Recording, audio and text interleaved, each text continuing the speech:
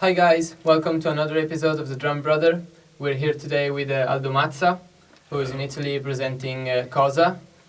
So Aldo, thank you for passing by and say hello. It's a pleasure, are you kidding? Absolutely.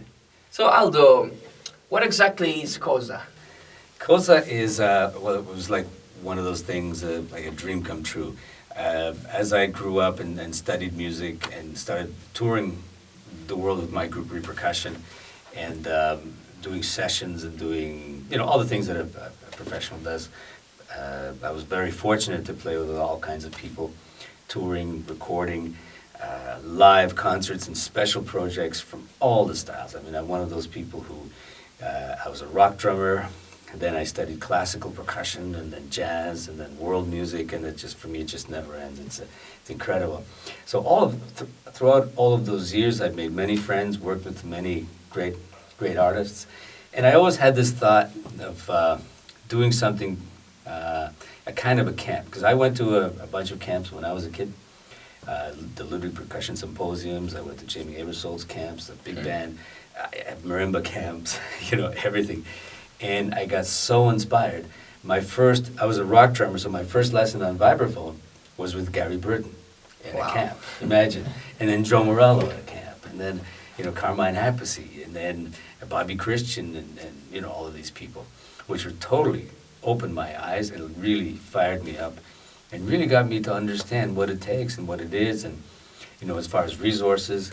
So they're great inspiration. So at one point, about I guess it was 17 years ago, I was sitting with a friend of mine in Vermont, Peter Wilder, and who's a very dear friend. He's also a musician. He's now our marketing director.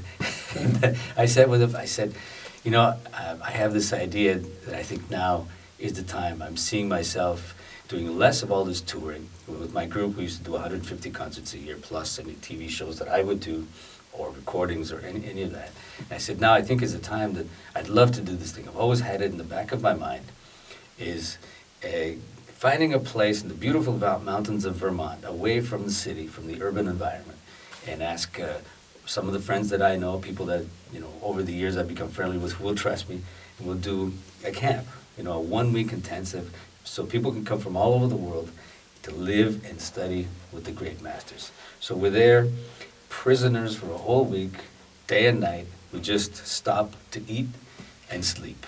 The rest is going from one class to another, one topic to another, and just nonstop. So we also will eat together. We just hang and live together, just like in the original days when people would go and study with a master, and they would go and get the water for them, go in and pick up stuff, and then they would show you a rhythm.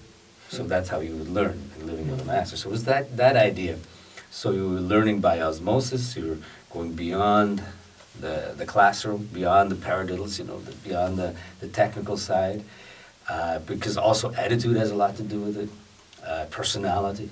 Sometimes there's something about your personality that needs some tweaking, just as much as your chops or technique or concepts. So it's a full picture. So I thought that's what I'd like to do, and invite some of the great people around that I know, and have this situation. And that's what we did.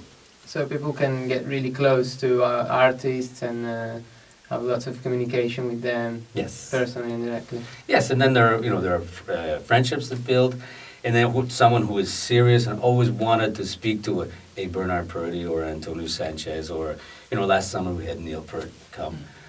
We sit and you have opinions, some thoughts. So when you hear it from somebody else, sometimes you may even have had the idea yourself, but hearing it from somebody who was able to transmit these ideas, who also had the same hurdles. We all have the same challenges that in one form or another.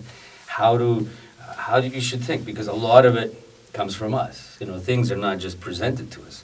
We create, and the better we perform as humans, as musicians, or anything, the better things come up. So you have all of these people who represent their worlds.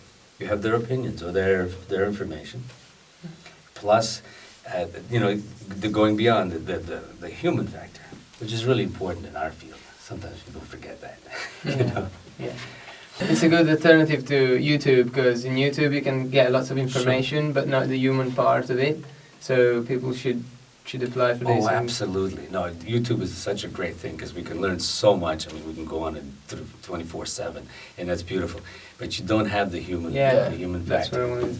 And being in the same room with someone who you've listened to, whether it was Jim Chapin, you know, when he was around, because he was with us all the time, or whether it's you know, our Carmine Abbasi or Steve Smith or, you know, Alex Acuna is going to be at Kosa this summer, for example.